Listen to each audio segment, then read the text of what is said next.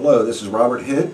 We're going to be discussing the June, July, August, and September astro as it relates to the possible crash pattern that we're already starting to see develop in the market. What we're going to do is we're going to find out what would be expected when we hit June, when there's a lot of activity going on that has to do with the Fed, and it looks like there's stormy weather for the markets coming in June. What we have coming up in June is a very long duration Jupiter-Neptune conjunction. The Federal Reserve was born December 23rd, 1913 at 6 o'clock in the evening. There's a lot of stories and lore about how the Federal Reserve Act was passed. It was the day before Christmas Eve, and a lot of people believe that there was a tremendous trickery involved. So what does this natal chart say about that? Well, for one thing, it was born with Sun at 1 degree of Capricorn and Pluto at 0 degrees of Cancer. That's an opposition in that chart. That implicates a tremendous amount of power. You also have Mars on the ascendant in Cancer. That's another projection of power. And Moon in Scorpio, you'll have operation in secrecy. And I think that fits the bill pretty much with what the underlying forces involved with the Fed are. Now, we've got a situation where Pluto right now is in early Capricorn. So Pluto has been transiting over the sun of the Federal Reserve. And that's a transformation of major proportions.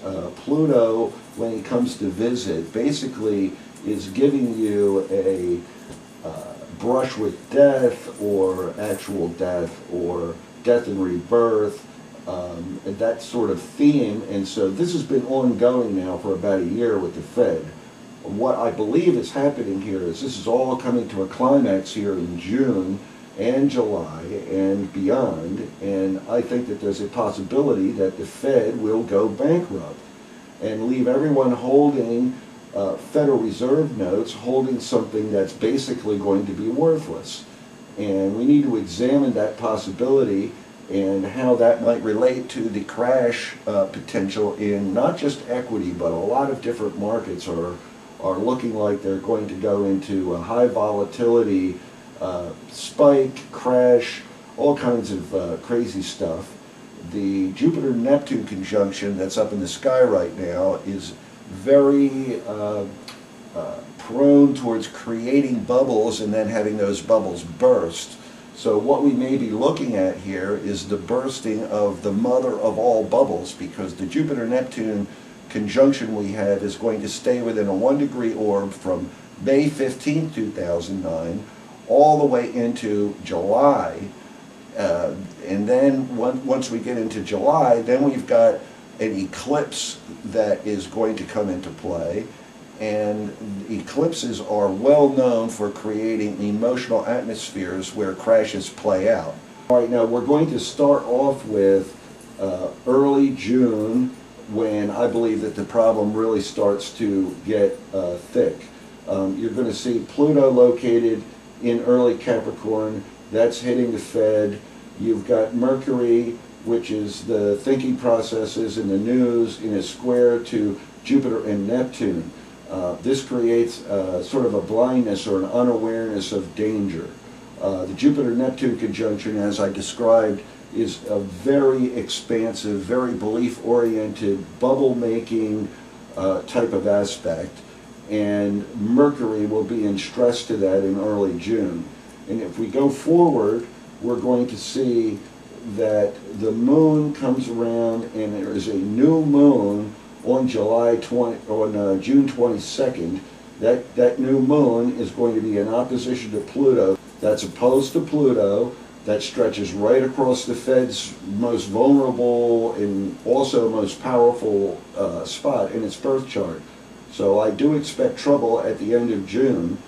Current crash pattern in equity indicates that there would be a culmination of a crash in that time period. If the May 8th highs are violated, that's going to push that back, but it's not going to push back this tendency that we're going to have over the end of this summer for bubbles and crashes to be occurring in various markets. Another point that we're going to make on June 22nd as far as the intensity level is we have a Venus and Mars conjunction at 15 degrees of Taurus.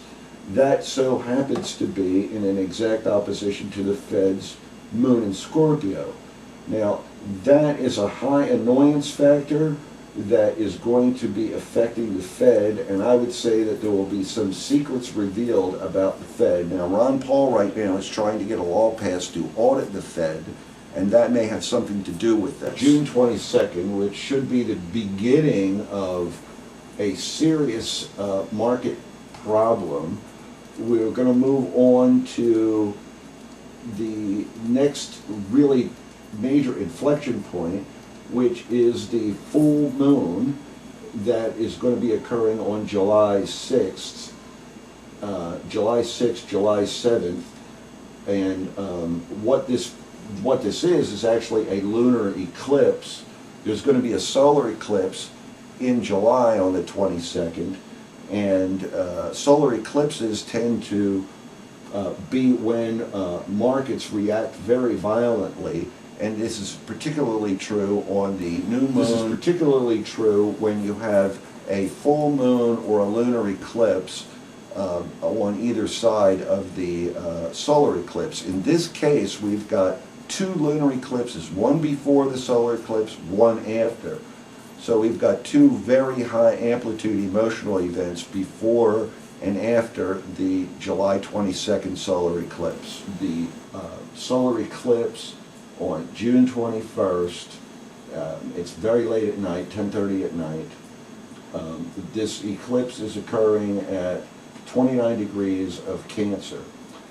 What we want to do is we want to look at this chart and see what the aspects are on the eclipse. That gives us some idea of how this eclipse is going to manifest itself.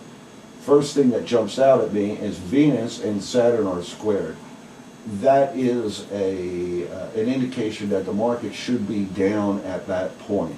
We also have a Jupiter and Neptune conjunction. It's a little past the first conjunction. It's still within 1 degree. So we've got a lot of bubble energy going on. Another feature of this eclipse is that it's occurring at 150 degrees from Pluto, which is at 1 degree of Capricorn, which happens to be sitting directly on the Fed's sun at that point. Now we're looking at the August 5th lunar eclipse. This is the eclipse occurring after the solar eclipse. This is very intense energy here as it relates to the Fed and the overall situation. What we've got is that we've got a lunar eclipse occurring at 13 degrees Aquarius to Leo. We already know that the Fed has moon in Scorpio at 14 degrees, so this is stressing out the well-being, the sort of inner emotional sanctum of the Fed. And I also believe that that you have a Mars-Saturn square occurring at the same time. That's going to be a sense of being blocked. I believe that this second lunar eclipse is going to precipitate a very nasty set of circumstances in some markets. Go.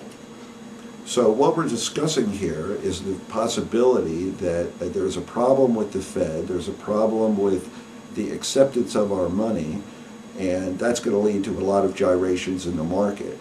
And I would suggest that people will maybe move to protect themselves a little bit in this time frame here, because we really don't know which markets are going to go up or down or crash, and it's time to be very defensive. Now, what I also think is that if the Federal Reserve has a problem going bankrupt, that there's going to have to be some sort of alternative for people to be able to trade amongst themselves. That's an issue that we're going to be dealing with in the next video.